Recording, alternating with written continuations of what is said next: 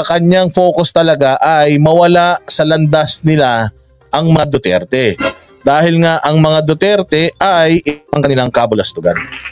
In-expose ng Duterte ang kanilang kahinaan. Marami lang po silang pera pero hindi po nabili ng mga dilawang tae yung kaluluwa ng mga Pilipinong gusto ng pagbabago. Kaya eto, pakinggan natin kasi, di ba nagpatawag ng hearing, Senate inquiry, itong si Risa Ontiveros patungkol kay Kibuloy dahil daw may kaso sa abroad, meron daw mga minumolestya, meron daw mga minamaltrato, na ilang katao, wala pang 50, wala pa nga yatang 20 yung nagre-reklamo. Tapos malaman-laman mo yung mga nagre-reklamo, wala na sa kongregasyon. Ngayon, sabi ko naman, alam ko naman na nung hinihiring na si Kibuloy, ay talagang darating doon sa punto na idadawit dyan ng mga Duterte because alam naman natin kung gagano ka-close ang mga Duterte sa mga Kibuloy. Kababayan yung mga yan, isa lang yan eh. Nung una, ICC. Sa ICC na yun, sino ang sungkit doon? Si Bongo, si Bato, si Inday, si PRD, 4 silang sungkit. Tapos dito naman, sa Senate inquiry, ang sungkit naman dito, yung kanilang spiritual advisor. Talagang makikita mo na detalyado at organisado yung atake. May umaatake sa kamera, may umaatake. Pero ito kasi yan. Ang problema kasi, yung namumuno nung inquiry, meron ding kaso dati ng pangingidnap sa mga witnesses. Natatandaan yun? Natatandaan yun yung kay Kian, yung sa namatay na bata doon sa Caloocan ba yun? Yung Kian de los Santos ba yun? O hindi ba? Parang sinasabi na yung mga bata testigo, parang kinidnap. Ayun ay bali-balita lang ha. Oo, tapos alam nyo naman si Trillanes. Oo, hindi ba yung nagsampa ng kaso sa ICC na ngayon ay dating abogado yun eh. Na bumaliktad tapos namatay na, hindi pa binabayaran, may utang pa daw na 6 million sa kanya. Tapos yung kanilang mga gunggong na mga testigo, si Matubato. Si Matubato, mga bossing na ang dami na daw nilang pinatay at nilibing. Pero nung tinanong mo siya kung nakapatay na siya ng tao, ang sagot niya, hindi pa. Sino ba yun? Si Bicoy. O hindi ba? Si Bicoy. O, biglang nagsalita si Bicoy, madilim yung background. Ang dami rin sinasabi tungkol sa mga Duterte. Boom, biglang nung lumabas na bumaliktad. Pucha, lumalabas na parang pakawala pala nila at bayaran pala nila. O ano pa ba yung mga natatandaan yung mga sablay nila? Yung Las Cañas na yan. Yung Las Cañas, nakalbunat lahat yung Las Cañas. Pucha, hindi na tumaas ang ranggo dahil sa kasinungalingan. Ayan yung sinasabi natin, yung credibility na itong mga nagkakandak ng Senate inquiry patungkol dyan kay Kibuloy. Hindi ko kasi maintindihan bakit hindi pa nila isampa sa korte itong kaso na ito para sana pakulong na si Pastor kung talagang may kasalanan, di ba? Kaya lang, syempre, kailangan muna ng papok. So sabi nga ni Karaoke Bear, mukhang talagang isinisingit ang mga Duterte. Hindi talagang isisingit sila dyan. Isisingit sila dyan, pati dyan sa SMNI na hearing sa Congress. As much as they can, isisingit nila ang mga Duterte dyan. O kaya pakinggan natin yung bagong patutsada. Sabi ko sa inyo, nanganganak talaga ang balita eh. Pantakin mo ngayon naman ang sinasabi, si PRRD daw at si Inday Sara binibigyan ng bag-bag na pera ni Pastor Kibuloy. Bag-bag na pera?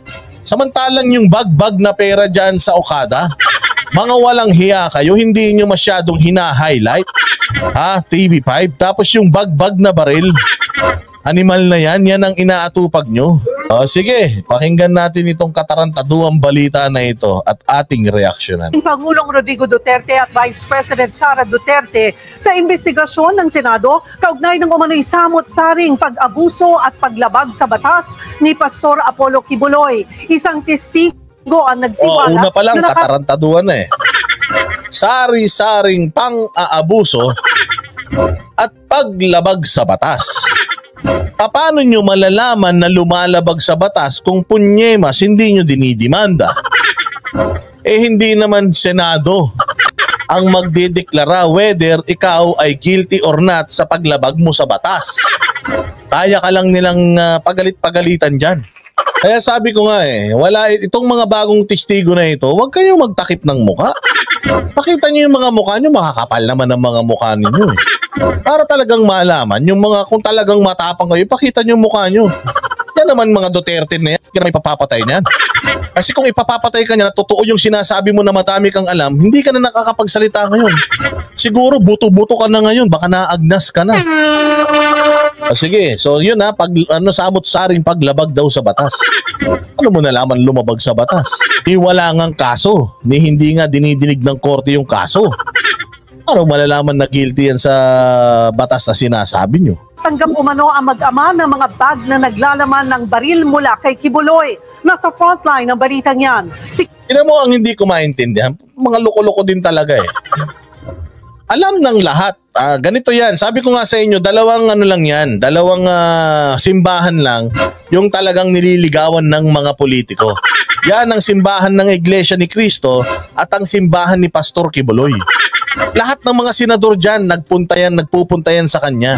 Hinihingi yung basbas niya kasi nga 3 million ang ang miyembro niyan. Ang Iglesia ni Cristo 2.8 million.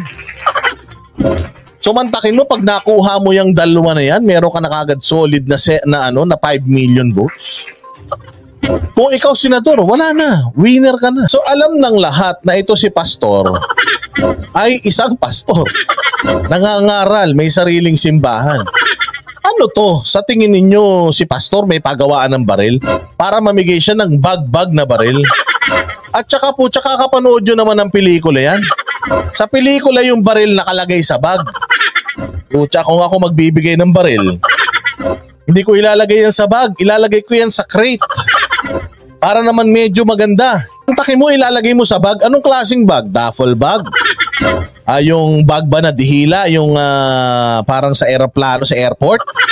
Anong klaseng bag? Sabi ko nga sa inyo, anong bag? Anong bag yung pinaglagyan? Bag po na na malambot, na nilalagay po doon yung baril isa-isa, tapos siniper, tapos binuhat po. Ano yan? Yung pelikula ni Robin Padilla, yung Bad Boy 2. Sabi ko, walang kwenta tong mga hayop na ito. O sige, diretso. Camille Samonte. Malalaking bag na may iba't ibang klase ng baril daw ang natanggap ng mag-amang Duterte mula. Malalaking bag na may iba't ibang klaseng kalibre ng baril. Alam ba na tarantadon to kung gaano kabigat ang baril? Alam mo ba na ang 10 milyong piso mabigat na yan pag nilagay mo sa bag? Maglagay ka pa kaya ng samot-saring sa kalibre ng baril?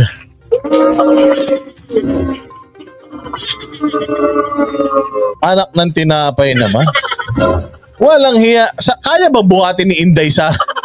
Kaya buhatin ni Inday Sara yan? Yung samot-saring bag? O syempre sabihin, hindi.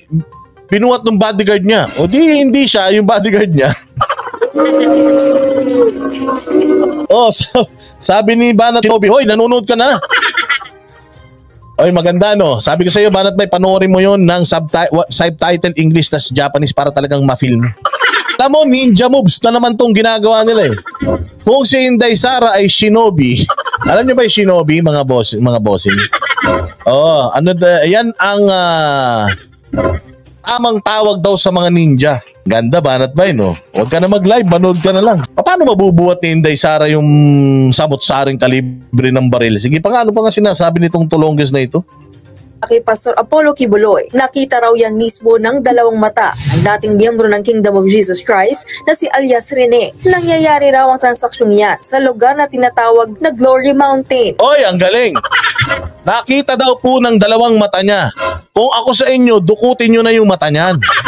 Dukutin nyo na tapos i-play nyo na. Kasi kuya, wala pa po tayong makina na kayang mag-extract ng iyong mga nakita. So nakita ng dalawang mata niya. Sino pang ibang nakakita? Ewan ko, basta nakita ng dalawang mata ko na nagbabalot ng baril tapos ibinibigay. Mga ilang beses. Ilang beses mong nakita. At syempre sinasabi mo si Inday Sara at saka si Duterte, ano ba yon? Sabay ba silang nagpunta? nauna si Duterte, tapos si Inday sumunod, ilang beses kay Duterte, ilang beses kay Inday. Ng pagkakataon nandoon ka? Kung sa lahat ng pagkakataon ng mga nagbabalot sila ng baril at pinamimigay, walang hiya. Ibig sabihin, sobrang close mo sa kanila. Ibig sabihin, talagang ikaw ay matindi ang iyong connection sa kanila. Anong ginagawa mo dun? Pucha, ay na ito sinasabi ko sa iyo, tatay, ang tanda mo na, nagsinungaling ka pa, under oath ka pa sa Senado, yari ka. Sige. Ituloy, nakita daw ng dalawang mata niya. At ginawa daw sa Glory Mountain. Mga bossing, matagal ko nang kinukwento to sa inyo. Hindi ko alam kung Glory Mountain ang tawag talaga doon. Nang nakapunta na po kasi ako sa Prayer Mountain sa Tamayong ni Pastor Kibuloy. Dahil nga yung aking kaibigan ay pamangkin niya at siguro mga 13 years ago ay nakapunta na ako dyan sa lugar na yan dahil nga in-invite ako nung kanyang pamangkin. Nung birthday ni Pastor Kibuloy, nagpapara-parada dyan yung kanyang mga kongregasyon sa buong mundo. Kaya ako kahit papaano, meron akong personal na experience with them. Ilang araw din ako doon. Wala naman akong nakita doon na nilalatigo. Wala naman akong nakita doon na pinapahirapan, na binibilad sa araw. Sa pagkakaalam ko nga, yung kanyang simbahan malapit dyan sa airport, nakabukas yun eh. Pwede kang pumasok, pwede kang lumabas kung gusto mo. Hindi ba? Sige. Ito hindi ko maintindihan. Risa Ontiveros, kumuha ka ng testigo, tapos dahil lang nakita niya, wala siyang ebidensya, okay na sa iyan. Kasi kami mga banateros, madami akong natatanggap na information sa aking messenger, sir. Yung mayor ng ganito, yung congressman na ganyan, ganito, ganyan. Ang unang-una kong itatanong is, meron ka bang evidence to back up yung iyong mga claims? Pag hindi na nag-reply, wala na. Madami akong natatanggap na information na kalaunan nakikita ko na tama. Kaya lang ayaw kong ibalita, lalong-lalo na kung wala akong pinanghahawakan na ebidensya. Ako nga, normal na vlogger lang ako eh. Hinahanapan ko ng ebidensya yung mga nagbibigay sa atin ng information eh. Ikaw, senador ka, ang sinasabi lang nito, nakita nung dalawang mata niya, naniwala ka na kagad. Abay, ibang klase. Minsan po pumupunta din po doon si former President Rodrigo Duterte, former Mayor, Davao Mayor Sara Duterte. At pag umaalis na po sila doon sa Glory Mountain, dala na po nila yung mga bag. Siya pong bag na nilalagyan po ng mga baril. Chopper ang sana. Sige, anong klaseng bag yun, kuya? Paki-explain. Anong bag at anong mga baril yung nakikita mong inilalagay doon? At saka gaano karami per bag? Tapos, pag binigay, ano ba yung isang bag lang, dalawang bag, tatlong bag, apat na bag, o 10 bag?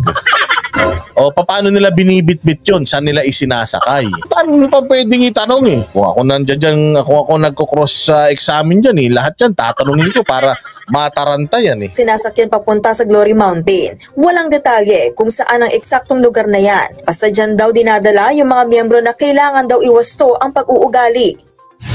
Ipinakita ng News 5 kay alias Rene ang eksklusibong video natin noon sa sinasabing sanktuaryo ni dating Pangulong Duterte. Kinumpirma ni alias Rene na bahagi nga ito ng sinasabing Glory Mountain. Hindi naman malinaw kung para saan ang mga baril na kinuha ng mga Duterte. Hindi rin naman lingid sa kaalaman ng marami na supporter ng mga Duterte ang pastor. Sinusubukan pa namin kunin ang panig ng mag-amang Duterte pero wala pa silang sagot. Ikinwento rin ni alias Rene sa pagdinig kanina ng Senado ang mga bangungot na naranasan niya sa kamay ni Pastor Kibuloy at sa mga matataas na opisyal nito. Ito ha. So mantakin mo na ano niya to, na experience niya to all in one lifetime. Sobrang tiwala sa kanya to the point na nandoon siya habang nag-aabutan ng baril. Tapos minamaltrato din siya at pinahihirapan. Ngayon, kung ako, halimbawa ako, Diba tawag sa mga yan? Mafia, Halimbawa ako, mafia ako, no? Tapos, meron akong isang tao na tiwalang-tiwala ako. Kahit ginagawa ko yung mga illegal na transactions ko nandyan, ibig sabihin, tiwala ako dyan. Tapos, that same person, aalipinin ko. That same person, aalilain ko. That same person, parurusan, ito-torture ko. For what purpose? Itiwala ako sa kanya dahil nandoon siya habang nag-aabutan kami ng mga parapernalyas. Anak ng tinapay, it doesn't add up.